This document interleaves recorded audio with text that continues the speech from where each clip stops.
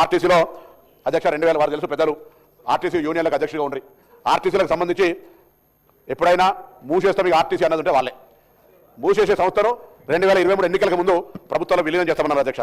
అది కమిటీ దగ్గర పర్యవేక్షణ ఉంది. దాని ప్రభుత్వం తప్పకుండా ఏం చేయాలన్నట్టు ఆలోచన చేస్తూ ఉంది. వారు అడిగిన 2 ప్రధాన ప్రశ్నలకు నేను కార్మిక సంఘాలకు కానీ ఉద్యోగస్తులకు కానీ యాజమాన్యానికి కూడా స్పష్టత ప్రభుత్వ పక్షాన ఈరోజు ఆర్టీసీ విలీనానికి సంబంధించి కమిటీ దగ్గర ఉంది. కమిటీ ఆనాడు ఆధారబాధరగా వీళ్ళు ప్రభుత్వంకు ఉన్న వ్యతిరేకత 50,000 కుటుంబాలు ఉన్నాయి. ఏ విధంగా వాళ్ళని మనం ఆనాడు ఉన్నటువంటి ఇంటెలిజెన్స్ నివేదికల మేరకు 10 సంవత్సరాలు ఎన్నికలు వస్తున్నాయని 10 సంవత్సరాలు ఆర్టీసీని నిర్వీర్యం చేసి ఆఖరికి ఒక మేనేజింగ్ డైరెక్టర్ను కూడా నేరుగా ఆబ్జర్వ్ పెట్టాలని పద్ధతులలో ఆర్టీసీని నిర్వీర్యం చేసి ఎండీ అయినా సాఫ్ ఉండాలి అధ్యక్ష. అటువంటి పరిస్థితులలో మేము వచ్చిన తర్వాత ఇలా ఆర్టీసీని రిఫార్మ్ చేస్తాం అధ్యక్ష. వాళ్ళు చేసినటువంటి కారణం వల్ల కార్మికులు చనిపోయారు అధ్యక్ష, ఆత్మహత్యలు చేసుకున్నారు అధ్యక్ష, సమ్మె కొనసాగిస్తే సమ్మెను పట్టించుకున్నారు అధ్యక్ష. ఆ వ్యతిరేకత దృష్ట్యా ఈరోజు విలీనం అనేటువంటి ఒక కొత్త తెర లేపితే దాన్ని పర్యవేక్షణ చేయడానికి కమిటీ చేసినాం.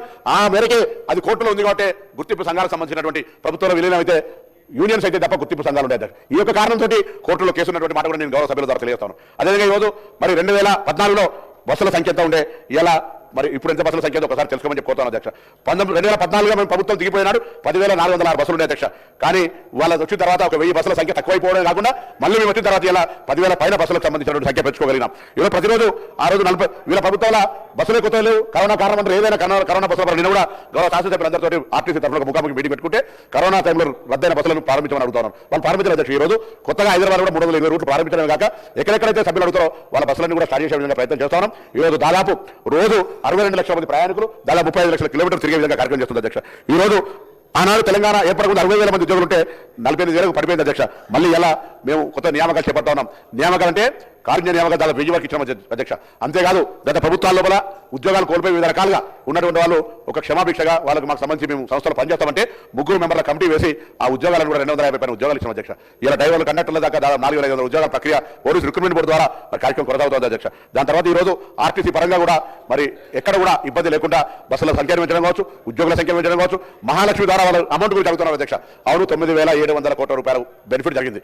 7,000 కోట్ల రూపాయలు చిల్లరిచ్చినారు. నిన్న వారు గౌరవ సభ్యులు అంటారు సంవత్సరానికి 15,000 కోట్ల రూపాయలను మేము ఒకటి వాళ్ళకు ఫండ్ కింద ఇచ్చినామని అధ్యక్ష. మొత్తంగా 10 నెలలు కలిపితే 7,000 కోట్లు కూడా కావు అధ్యక్ష. వాళ్ళు ప్రకటించింది సంవత్సరానికి 1,500 కోట్లు అయితే వాళ్ళు మొత్తంగా 10 సంవత్సరాలు కూడా 7,000 ఇవ్వలేదు అధ్యక్ష. ఇలా మేము 2 సంవత్సరాల్లోనే దాదాపు 7,800 చిల్లర కోట్లను ఈ ప్రభుత్వం తరఫున ఆర్టీసీకి ఇచ్చినాం. ఇది వ్యవస్థ.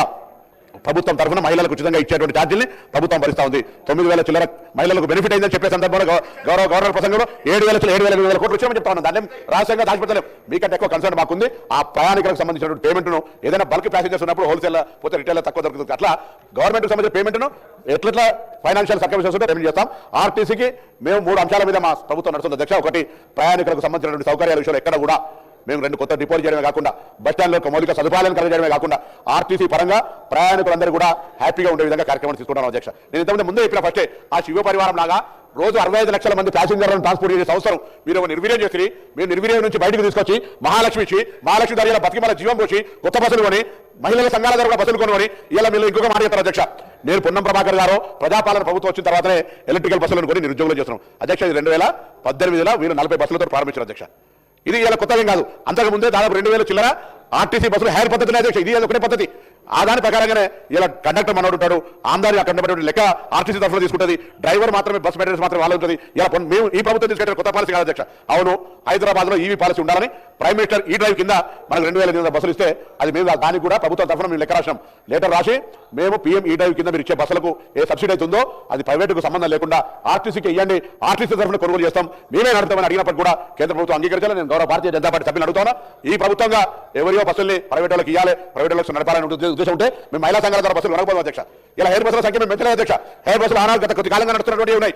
అవసరమైన కొత్త సొంతం కొనుగోలు చేస్తాం తప్ప హెయిర్ బస్సుల సంఖ్య వేస్తాం ఈ రోజు. ఆ విధంగా ఆర్టీసీకి సంబంధించినటువంటి అసెట్స్ ఇంప్రూవ్ చేయడం కావచ్చు, ఇలా గాజుల రామారావు దగ్గర 100 కోట్లు కావచ్చు, ఫ్యూచర్ సిటీ దగ్గర 100 కోట్లు కావచ్చు, సిటీకి 4 దిక్కుల రాజు మన రింగ్ రోడ్డుకు అనుగుణంగా టెర్మినల్స్ ఏర్పాటు చేసే విధంగా మనం ఆలోచన చేస్తాం అధ్యక్ష.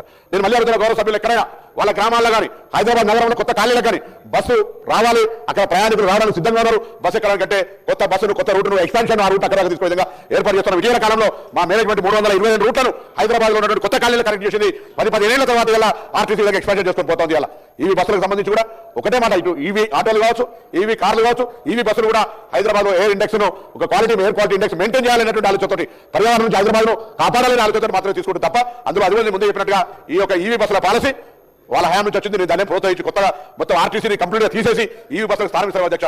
అది కూడా కేంద్ర ప్రభుత్వం మేరకు PME పథకం మేరకే బస్సులు కొనుగోలు చేస్తా ఉన్నాం. వాటిని కూడా సంతకం తీసుకునే ప్రయత్నం చేస్తా ఉన్నాం. రెట్రోఫిట్ ద్వారా చేస్తా ఉన్నాం. వీలైనంత వరకు పర్యావరణాన్ని తగ్గించే విధంగా 15 సంవత్సరాలకు సంబంధించిన స్క్రాప్ పాలసీని వాడుకుంటా ఉన్నాం. ఈ విధంగా అన్ని రకాలుగా ఆర్టీసీ అంటే ఇది తెలంగాణ ప్రజలు, గ్రామీణ ప్రాంత ప్రజలు, ముఖ్యంగా పేద వర్గాలకు సంబంధించి ఒక లైఫ్ లైన్ గా ఉండే విధంగా గ్రామాల బస్సు తీసుకునేటువంటి ప్రయత్నం చేస్తాను. దీన్ని మీరు ప్రశంసించండి. ఇంకా అవసరమైన సలహాలు సూచనలు చెప్పండి. రవాణా శాఖ తరఫున మరి ఆర్టీసీ పరంగా కావచ్చు, ట్రాన్స్పోర్ట్ డిపార్ట్మెంట్ పరంగా ఇంకా ఈ ప్రభుత్వంలో ప్రజలకు ఏ విధంగా మేలు జరుగుతుందో తప్పకుండా మీరు ఒక నిర్మాణాత్మక సూచనలు ఇస్తే మేము డెఫినెట్లీ ఆ సూచనలను అమలు చేయడానికి గౌరవ ముఖ్యమంత్రి రేవంత్ రెడ్డి గారి నాయకత్వంలో ఉన్న ఈ సాధారణ క్యాబినెట్ అందరూ కూడా ఆ విధమైనటువంటి సూచనలు తీసుకుంటాం. కానీ బట్టగాసి మీద వారేసి మీరు 10 సంవత్సరాలుగా నిర్వీర్యం చేసి ఒక ఎండీని నియమించలేక, ఒక కొత్త బస్సు కొనలేక, ఒక ఉద్యోగ నియామకం చేపట్టక మమ్మల్ని ఏదో విమర్శించే ప్రయత్నం చేస్తే మేము ప్రజల ముందు చర్చ పెడతాం. మరొకసారి జరుగుతున్న ఈ వేదిక ద్వారా తెలంగాణ ప్రజాపాలన ప్రభుత్వం ఆర్టీసీ కార్మికుల సంక్షేమం ఇలా వాళ్ళందరూ సైలెంట్ పెడతాను. ఎందుకంటే తెలంగాణ ఉద్యమంలో వాళ్ళు అగ్రభాగాన్ని నిల్చొని నైచలేగా బస్కపయ్యా నైచలేగా అనే ఉద్యమ పాత్రదారులు 10 ఏళ్ళు నిర్వీర్యం చేశారు. చచ్చిపోతే పట్టించుకోవాలి అధ్యక్ష. మీకు తెలుసు అన్ని డిపో బంది 60 రోజులు మొత్తం సమ్మె చేస్తే కూడా ఆర్టీసీ మూసేస్తామని చెప్పిన అధ్యక్ష. మొత్తం పేపర్ క్లిప్పింగ్స్ అన్ని ఉన్నాయి. ఆర్టీసీ మూసేస్తామన్నప్పటి నుంచి ఎండీలు నియామకం చేపట్టినటువంటి నుంచి అలా మేము కొత్త బస్సులు, కొత్త ఉద్యోగాలు, 40 లక్షల నుంచి 65 లక్షల ప్యాసింజర్స్ ఎక్కుతా ఉన్నారు. మహిళలకు ఉచితంగా ఇస్తాను. మహిళల సంఖ్య పెరిగింది. ఓఆర్ రేటు, ఆక్యుపెన్సీ రేటు 91% అయింది అధ్యక్ష. ఇలా ఉద్యోగాలకు సంబంధించి బస్సులే తక్కువ. నేను నిన్ననే గౌరవ సభ్యులు అడిగినా ఎక్కడైనా కొత్త బస్సులు కావాలంటే ఇవ్వండి, రాజకీయం లేదు, ప్రజల అవసరాలకు బస్సులు వేయడానికి సిద్ధంగా ఉన్నామని గౌరవ శాసనసభ్యులందరితో ఫీడ్బ్యాక్ తీసుకుంటాను. తప్పకుండా ఆ బస్సులు ఎక్కడెక్కడ అడిగితే అక్కడ బస్సులు వేసే విధంగా చర్యలు తీసుకుంటాం. ఇది మా ప్రభుత్వ ఆలోచన. ఎందుకంటే పేదవారికి ప్రతిరోజు అదే చెప్తాను. వారు కూడా వచ్చి బస్సులకు సంబంధించి ప్రయోజనం చేస్తారు అధ్యక్ష. నేను గౌరవ శాసనసభ్యులందరూ కూడా కోరుతున్నాను, ఇటు కానీ బస్సులకు సంబంధించి పేద గ్రామీణ ప్రాంతాల ప్రజలకు అది విద్య కొరకు కావచ్చు, ఉపాధి కొరకు కావచ్చు, వాళ్ళ ఆరోగ్య పరీక్షల కొరకు కావచ్చు, బంధువులింటికి పోయడానికి కొరకు కావచ్చు, లేదా దేవాలయాలకు పోవడానికి వారు మొక్కులు తీసుకోవడం కావచ్చు. ఇలా ఆర్టీసీ గ్రామాలకు పోయేటువంటి ప్రయత్నం చేస్తూ ఉంది. కొత్త బస్సులు కొనుగోలు చేస్తూ ఉంది. రేపు 2400 ఈ బస్సులు హైదరాబాద్కి వచ్చినాక ఈ బస్సులన్నీ మళ్ళీ గ్రామాలకు వెళ్ళే విధంగా ఏర్పాటు చేస్తాను.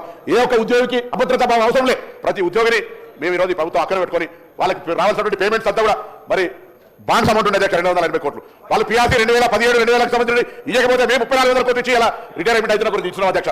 ఈ రోజు మీరు పిఆర్సీ ఇయలే, మీరు బాండ్లు ఇయలే, మీరు ఉద్యోగ సంక్షేమం చేయలే, కార్య నిరాకరణ చేయలే, ఆర్టీసీ బస్సులు కొనలే, ఉద్యోగం ఇయలే. మీరు ఇలా ఆర్టీసీ గురించి మాట్లాడే అర్హత లేదు. అది మాట్లాడితే దయాలు వేదాలు వాళ్ళు ఇచ్చినట్టు అధ్యక్ష. దానికి ఎంత తక్కువ మాట్లాడితే మంచిది. ఇలా ధైర్యంగా ఆర్టీసీ క్లాస్ కూర్చొని కూడా ప్యాసింజర్ దగ్గర చర్చ చేసేటువంటి ధైర్యం ప్రభుత్వానికి ఆ శాఖ మంత్రిగా నాకు ఉంది. నేను ఎందుకు చెప్తానంటే ఇలా ఆర్టీసీ అనేది తెలంగాణ రాష్ట్రంలో లైఫ్ లైన్ పేద ప్రజలందరికీ కూడా అపాయింటెడ్ ఎప్పుడు ఇచ్చినా మీరు అది కూడా రాయలేకపోయారు. అపాయింటెడ్ ఎప్పుడు ఇచ్చినా ఇలా మీరు అడుగుతున్నటువంటి మాట.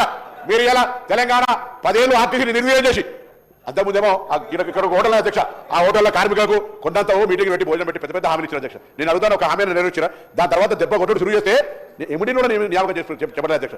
చచ్చిపోయిన అధ్యక్ష. అరంజన రోజులైంది ఆర్టీసీని మూసేస్తామని అప్పటికే ఇంటర్వ్యూ అధ్యక్ష.